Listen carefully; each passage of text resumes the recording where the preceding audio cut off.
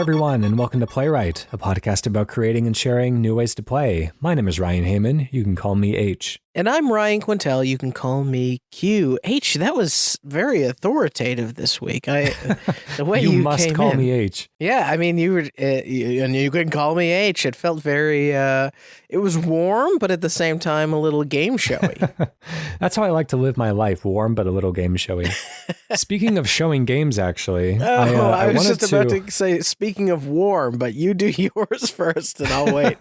I came across a game on Steam this last week that sounded a lot like one of our pitches, and so I thought I'd throw it out there. It just has I like to highlight creative games when I see them. So this is a game called Radio Commander, which is available now on Steam, and basically you're an army general in the Vietnam War, or I guess whoever issues commands, but is more like the on the field operative. Okay. But field so general. Yeah, I guess so. I don't know. Something like that. Yeah, who knows? It's been a while since you I've were done in the military work.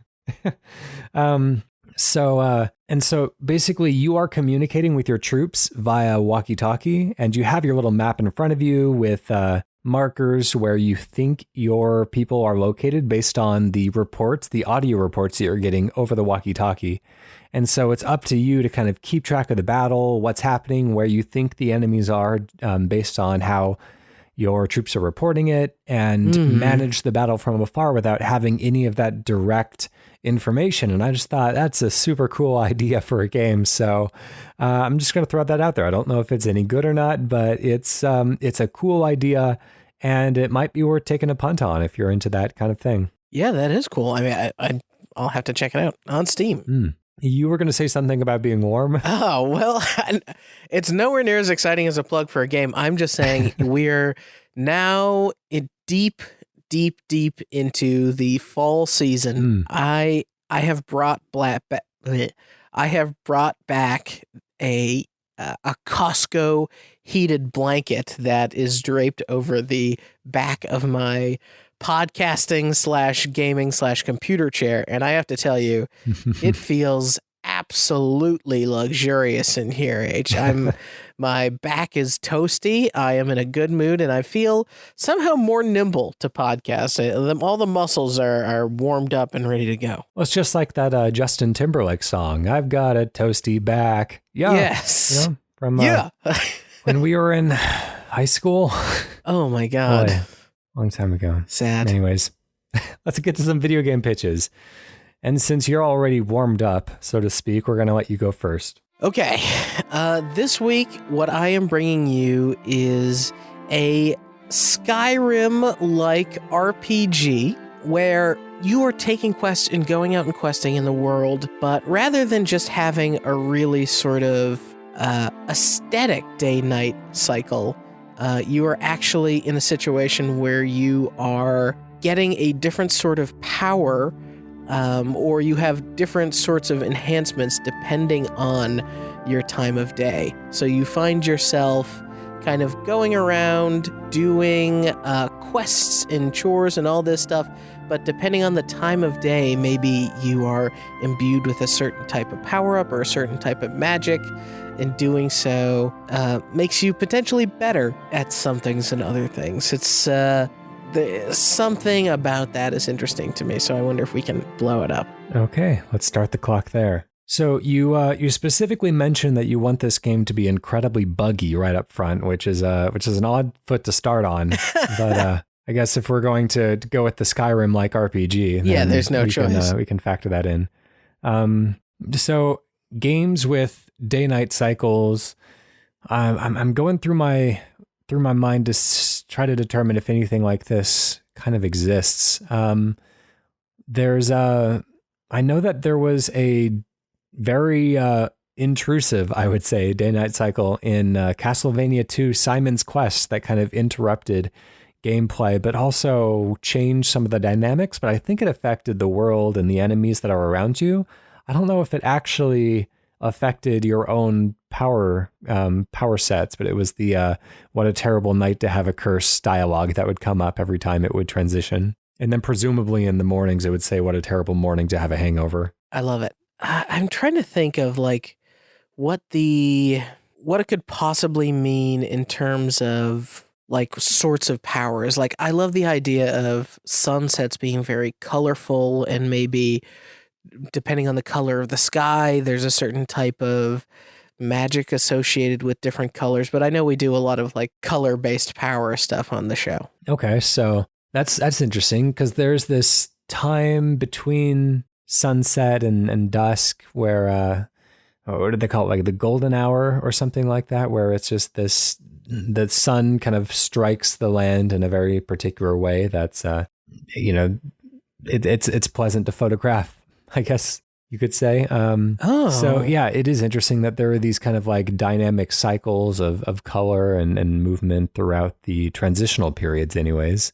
We can think about that. There's also, if we want to get into both like vampire and werewolf mythologies, have a lot of interest in the day-night cycle. I wonder if like there's something to... One thing that you triggered for me is like photo modes in games, and could you make something where the photo mode itself is, you need to like snap a photo of a time of day in an area to like capture that time's power or something temporarily until you like wait till another point in the day, and then you can snap a photo and like switch to that power. Okay, so there's a photography mechanic then. Are you tasked with taking pictures of certain things, or is it just time of day that, I don't know, letting light into your lens? You know, one of the things in, is it Metal Gear Solid 4, is it, where you could kind of like, is it 3 or 4? You could set your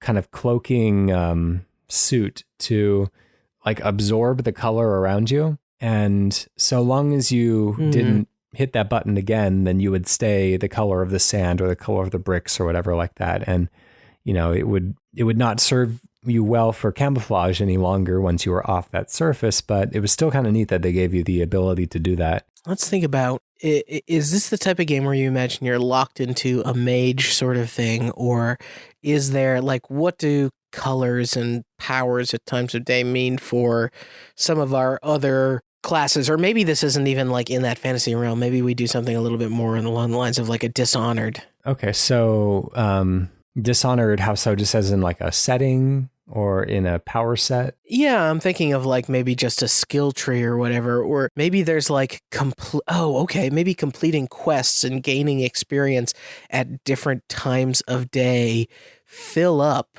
different experience buckets, and then you can spend the like sort of time of day experience on different skills. Maybe you even go like full Pokemon on it and tie it to real times of day. So if somebody wants to get that good 3 a.m. XP, they're either playing with their system clock or getting up nice and early for it, or staying up, I guess. You know, I've noticed over the years, adjusting your system clock has become more and more difficult because everything is kind of automatically updating now. Right, yeah. And there's auto saves and stuff that kind of play against some of the most fun that you can have in like Animal Crossing and stuff like that. But yeah, so I'm interested in this.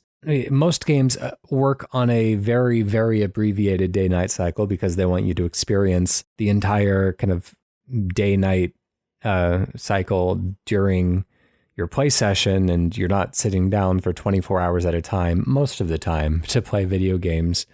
So, you know, if we were to do like a real-time thing like in Pokemon, then I guess we'd have to take into account like if there were any puzzles that you would have to solve by absorbing a certain power set or by accessing it at a certain time of day, we'd have to kind of program around that, or it could be distributed in such a way that would be kind of handy enough for people to keep with them and access at all times of the day. So like a mobile game, I know that as a kind of much scaled up version of this possible inconvenience, Super Brothers Sword and Sorcery LP has puzzles that you can only solve during certain phases of the moon. So, and that is tied to the real life moon cycles. And so you could be waiting for a very long time to make progress in the game. Maybe you could do something where an in-game day, I want to make it feel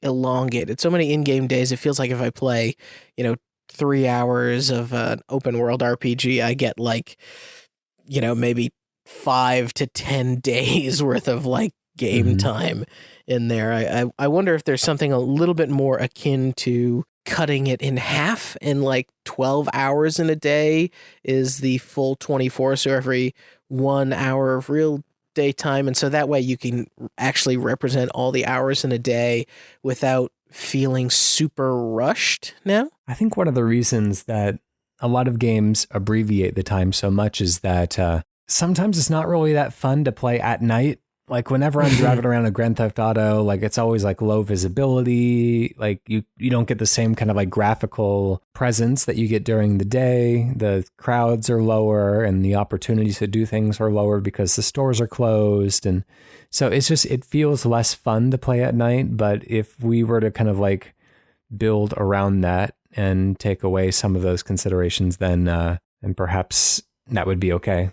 I think like the time of day would be also interesting. Like some games do the like certain enemies coming out at night. If you could lock in your powers or like level up against, or maybe gaining experience at a time of day or gaining experience of a certain hour or section of the day. Well, maybe we'll break it into morning experience, afternoon experience, and night experience. The enemies that are spawning at those type of days will have weaknesses to the type of experience that you're gaining at that type of time of day, or maybe all shifted by one, so you get kind of a rock, paper, scissors with the enemy types that you're farming versus the time of day that you're helping, and shift them backwards, so like every one is not like applicable to the next time period, but rather morning is best served by afternoon XP, and afternoon, by morning, or by night, and so on and so forth. Or if you were to be able to level up different times of the day, I guess that would kind of encourage, you could just like put all of your experience into one particular hour, and then as the next hour rolls over, you're kind of back at level 1, which would be a little frustrating, but it might encourage you to play with a slightly different rhythm than you would otherwise. I think that's cool. And then you could, I know recently somebody was talking about, what is that Minecraft-like game that was in the incubator for a while that like finally, was it Cube World or something like that? Yeah. Cube World came out, and from what I understand, they were doing area-based XP and area-based powers, so you would progress, and then when you get to another area, you're kind of reset down to 0 when you're within the bounds of that area, which is kind of interesting. Like the Division 2 does some of that, where like areas are just straight up level suggested, and everything in that level, it kind of encourages you to tackle the areas in a particular order. Maybe a fusion of those things is, you're going to be in the middle of a battle, and in like 5 minutes you're going to be kicked back down to level 1 because you're not doing a lot of XP grindy quests in the afternoon in the game for some reason. So it encourages you to, like, if you add management layers in this very sort of JRPG style, or like you do a Ni no Kuni city sim aspect of it, you will be trying to balance like what the management of your city, your town, or whatever sort of tasks you're doing are against straight up level up questing, that sort of stuff. Very interesting. We're at 10 minutes, and so we are out of time, unfortunately. Let's give that one a name. I don't have a good name for this. I feel like this one would be pretty easy. You can go for like anything really, like Time for a Hero or something like that. Oh, that's cool. Yeah. Time for a Hero, a hero's day, or day in the life. Day in the life of a hero. Day in the life of a hero. It's a long name. Yeah. Is there any kind of good acronym to put to that? Let's borrow a little bit from our good friend Zelda's past. Dawn of a Hero. Dawn of a Hero. All right. I can go for that. That is Dawn of a Hero. And yeah, I think that works out. We're going to go on to my pitch now. I'm ready. So what I want is a realistic-ish, I mean, obviously very cartoony, but maybe presented in a realistic style, third-person, 3D balloon fight type game. So you fly around and bounce on top of these kind of like medium-sized hot air balloons. So I just want to take the balloon fight format and move it into 3D, kind of physics-based games. So let's start the clock there and see if we can come up with something. So I've never played Balloon Fight. Balloon Fight? I've never played Balloon Fight, so I feel the NES is a gap for me in many ways. Is it on Switch Online? Is it gonna access it like that? Probably. Okay. It's like one of the 4 games that I really enjoy on the NES. Oh, okay. But it's a really good game. Have you ever played Joust? It's pretty much the same thing. Got it. And I'm watching some video of it now, and I get it. So are you always falling, or do you have the ability? It looks almost like you're a kind of Flappy Bird-ish, only with a little bit slower rise and fall. Yeah, so you are always falling in a way, but you can press A to get a little boost upwards, which kind of elevates you a little bit, but there's no upper limit to how much you can do that or how fast you can do it. So really, you're trying to land on top of the other players, pop their balloons, and then they hit the ground. And then once they're on the ground, you can swoop in and take them out. What I like about this idea is as Balloon Fight sort of moves forward, it looks like you progress through different stages, and stages seem to have different platforms. And I don't know if the platforms serve necessarily as obstacles or if they are, I certainly see these little spinny things that kind of push people around. And the idea of having giant hot air balloons, or maybe something like 2 or 3x a person size, not a massive hot air balloon, but a 1-person hot air balloon, and having a fuel mechanic where you are kind of feeding it fire, and therefore you can rise or fall based on that.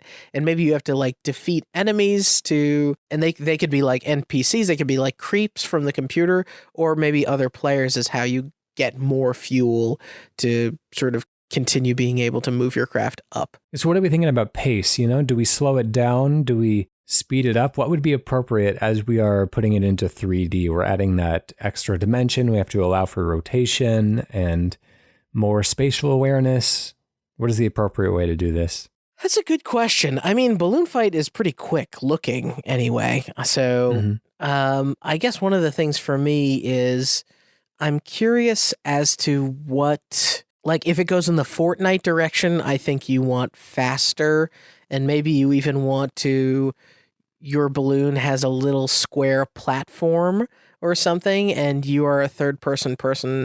You are in third person and able to sort of walk around your platform and get that Fortnite-like view, and maybe you have a weapon or something, and you almost are playing a shooter in the sky, but you're constantly trying to fuel up and manage your balloon's direction and stuff, because there's potentially you could set a balloon fight thing. Imagine how dramatic in 3D it would be if you set in right in the midst of the skyline of Manhattan, and how you'd have to avoid buildings and stuff as you're battling players. I'd love to be able to hide behind things as well, to break that visibility, to kind of attack people from unseen areas. Yeah. Because you don't get that kind of creeping hidden object type thing in you get that a lot in first person shooters where people are on the ground and crouching in bushes and around corners, but in the air, giving you those extra kind of degrees in which you can come at people, that that's effective. And the fact that everything is kind of melee attacks as well, that's kind of a weird way to put it, because you're not actually punching anyone, but everything is done via you have to actually make physical contact with the balloon to pop it. Right. So it almost, in a weird way, it would almost feel like a hot air balloon race, I imagine, but I think they do real life hot air balloon races. I think that's a thing. If you did essentially the Forza Horizon equivalent of that, where in the first few turns, you're really encouraged to just sort of smash into everybody else. Imagine the cool looking physics and stuff of these balloons going bloop into each other and squishing and compressing around corners. And maybe if enough people squish up together. That's how you get it to like pop against the side of a building or something. But then you could also like just make the settings really mad and do, a sci-fi one. You could do probably half of the Smash Brothers stages in 3D space would be pretty wild. What if this was kind of like the movie Up, where you have this home attached to like all these hundreds of balloons, and kind of as you swipe through them, you kind of pop all the ones that you make contact with. And so you could end up popping just a small portion of their balloons. You could end up popping a ton of them. I guess it's a little bit more forgiving than just being like one balloon that needs popping. But it adds and maybe that changes the physics, the way that it actually like floats around. That's interesting. And then you could, number one, you're right, it would be more forgiving, but it would also be one of those situations where if this is a longer sort of battle royale like match, then you could potentially find additional balloons or steal balloons off of other players and be able to affix those balloons to you yourself. So you have a way of sort of reclaiming health, and also the visibility of all of the balloons gives you a good beat on how much health somebody has. So you get a great visual indicator to know how much damage that you've done to one of the enemies on screen. Oh, so if we have potentially kind of like lopsided collections of balloons, I like the idea of having to kind of like readjust on the fly to the kind of physical demands of what's expected of you to be able to control your. Although, does that put people that have already been attacked on the underfoot and give the advantage to people who are already kind of displaying dominance? Yeah, maybe. I think that if you do sort of interesting things where the lack of balloons on one particular side really make a house harder to hit in some ways, or make it like more oblong or a more difficult target. So like the less life you have, the harder it is to sort of finish you off. Might be a way to balance that type of thing out. This would actually be a lot of fun to play with a Wii Fit balance board. Hey, you know what? Now that we're on the subject, it might even be fun to play with a Ring Fit Adventure ring, where you have to literally pump up the balloon that you're floating in. Or if you had to use both, the ring, you squeeze the ring to like feed like a what do they call it? That like accordion things, the squeeze to the bellows to stoke the fire in your hot air balloon, and the balance board to kind of like adjust your right and left trajectory. Yo, my God. Wow. All right. It's perfect. We've made the perfect physical fitness game along with it. I love it. All right. I think that's enough. Let's close that down and let's come up with a name for it. Man, this was a joke, a kind of, if you will, a joke title that I once had with a friend about I think I may have said it on this show very early on. How do you feel about Balloonicide? Balloonicide? What was the context of the original joke? It was something about people living in hot air balloons, and it was a murder mystery, like graphic novel that Balloonicide was a joke title even then, but I do like homicide and balloons kind of smashed together into Balloonicide. Yeah, I like that. That's all right. I'm gonna go with Balloonicide. It's quite a name for an interesting game. We're coming on now to our third and final pitch of the day. This as always comes from our community. This one comes from Peditis, who says, "The other day I was watching a video, and in it, someone said that their dream crossover game would be a mixture between a bullet hell game and a Japanese dating sim. So I would like to see what you can come up with." And we'll start the clock there. This is kind of appropriate, actually, because a lot of bullet hell games feature like anime girls, which is obviously also very prominent in the dating sim field. But games like Dodonpachi and a lot of the like cave shooters are You're just kind of like flying little anime girls around, which is a strange aesthetic detail that a lot of the games have picked up on. But let's think about mechanically. What can a bullet hell game? I think Undertale actually kind of gets as close as any game has gotten before to mixing these two precise things. I'm trying to think about what it means, mechanically for having another bullet hell game out there, and like, what can we do other than dodge in the game? Because that's always like the that's always the thing I'm trying to get to. Oh, one of the games I played recently, which is Katana Zero, which is published by Devolver Digital, has an interesting conversational mechanic where, kind of like The Walking Dead, you have a limited amount of time to choose what you want to say, but the time bar, as it counts down, is broken into two segments. One is red and one is just kind of like a neutral color. And the red portion comes at the beginning of the countdown. And so you have to wait for that to pass, because the red portion always gives you like a super rude answer that would like end the conversation really abruptly and just be like a really mean thing to say to somebody. And so it's kind of meant to like get people who are hammering the button to get through the conversation, and gives them like less desirable results. And so I wonder if there's like some way of making, like if you're having a conversation with somebody and then you have to kind of guide a little avatar through like a web of possible responses, dodging answers that are poor answers to the question. Or, you know how like sometimes if you're in a meeting that you're nervous about and then you get in your head like, oh man, what if I said like, you know, something obnoxious right now? And then all you can think about is like, oh, don't say that. Don't say that. Don't say that. You're always a little nervous that you are going to accidentally blurt something out.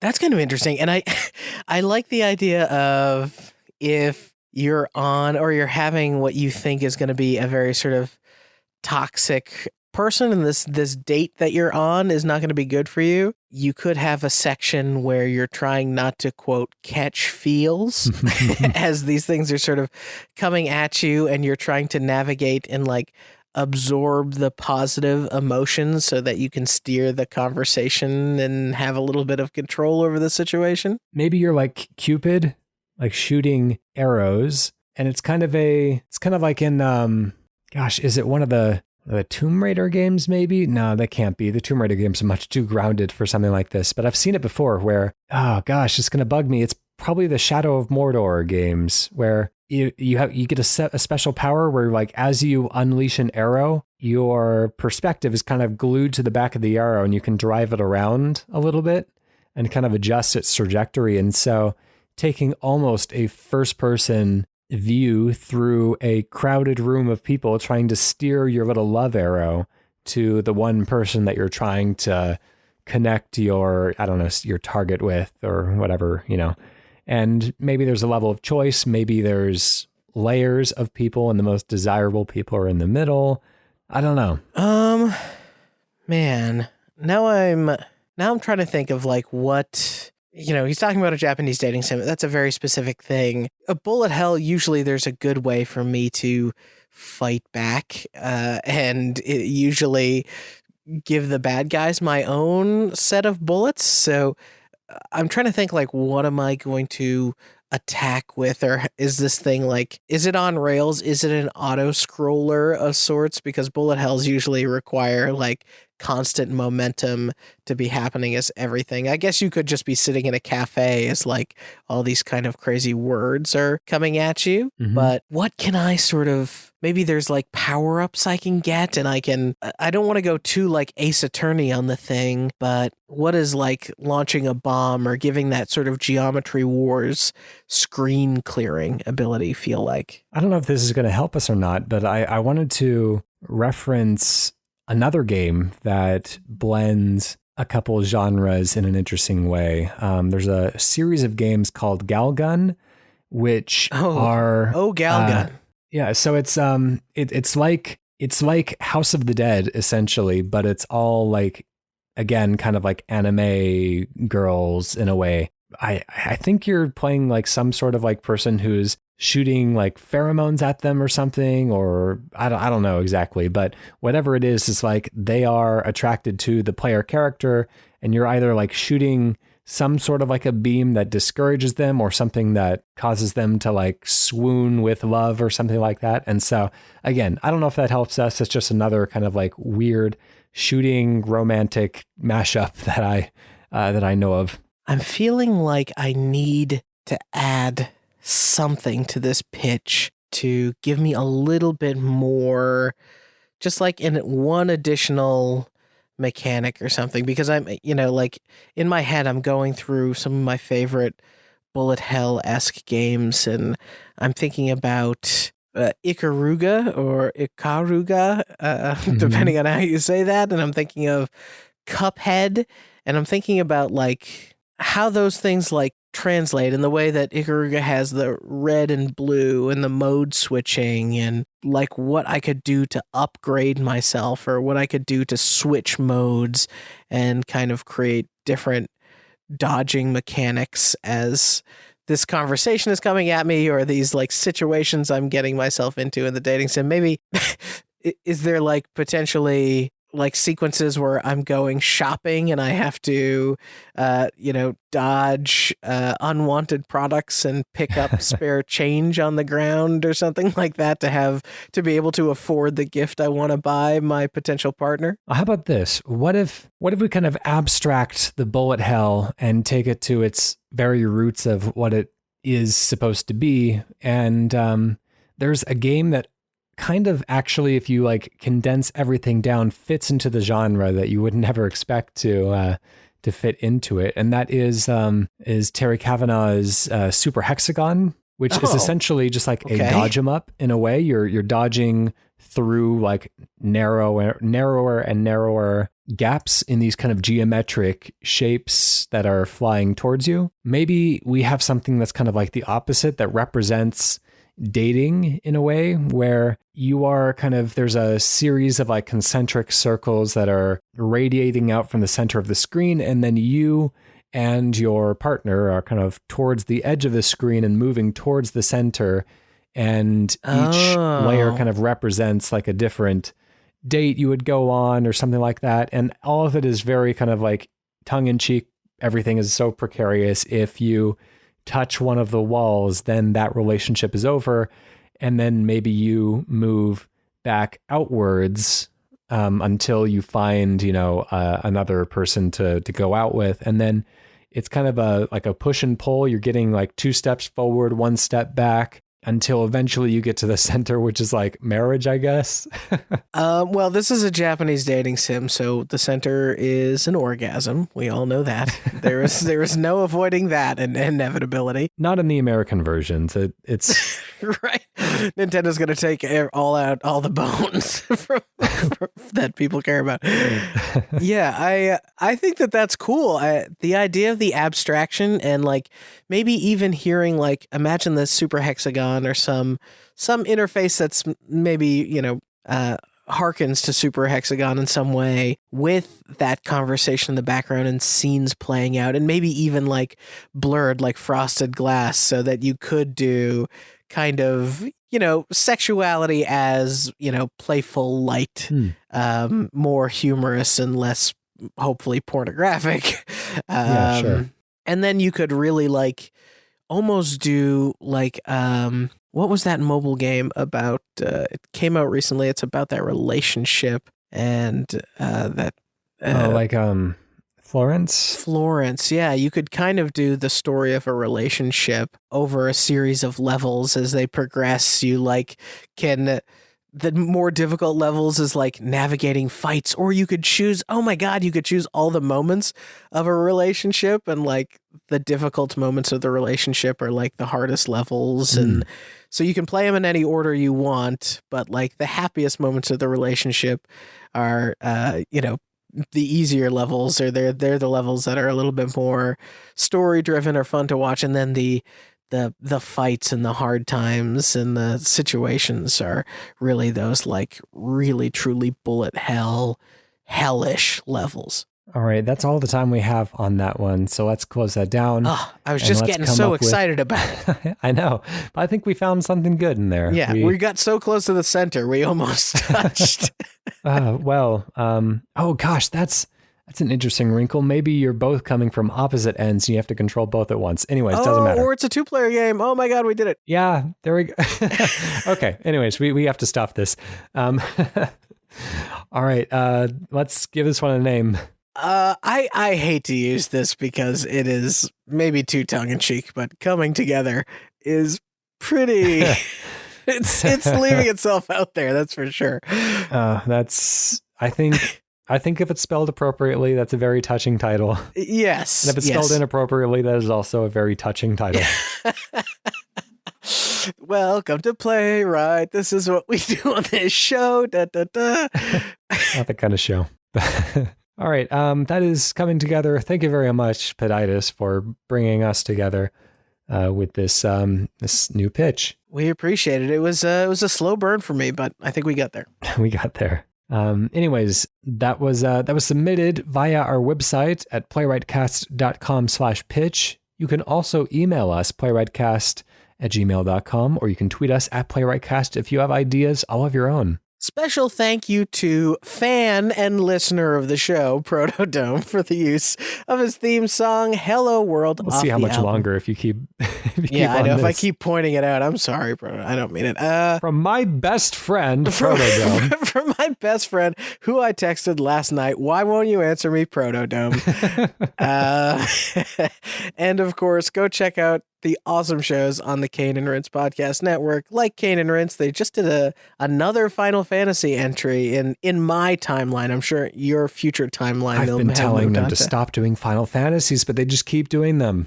I know, and how many can there possibly be? What are we up to now? Like Chocobo Racing 8? And you know what? Now you guys are going to have to start getting into the Final Fantasy remake game after 7 Remake comes out. So that'll be a whole nother level of title complexity. Of course, the Sausage Factory, where you hear interviews with game developers. It's incredible. And a really good interview coming up. I don't want to spoil anything, but keep your ears peeled to a Sound of Play episode. That's right. I don't know which one you're referring to, but if it's the one I'm thinking of, then it would have happened a week ago. Oh, okay. Well, then it's in the past, and congratulations. It was a great You can listen episode. to it now. Oh, well, anyways, we always have fun on the Kane and Rince podcast network. Definitely check in on all those shows, especially around Halloween time, because it's the very best or the very worst, depending on which side of the majority of listeners you fall on. Anyways, is it time for a let's miniature take ourselves pitch? out. Yeah, with a mini pitch. Q, what are you bringing us? I want an Until Dawn. It's not Halloween for me yet, people, so just bear with me. I want an Until Dawn like spooky game where you're going and exploring the past lives of Huel Withering. All right, that's very interesting. I'd have to look into that one a little bit more. That's right. Never end up on a podcast with that guy. Seems like a real joy. Yeah, I'm getting a little bit of a Clark Kent Superman situation from you two, but I'm going to keep that to myself. I don't know what you're talking about. Got it. Anyways, that was a fun show. We'll see you next week. Bye.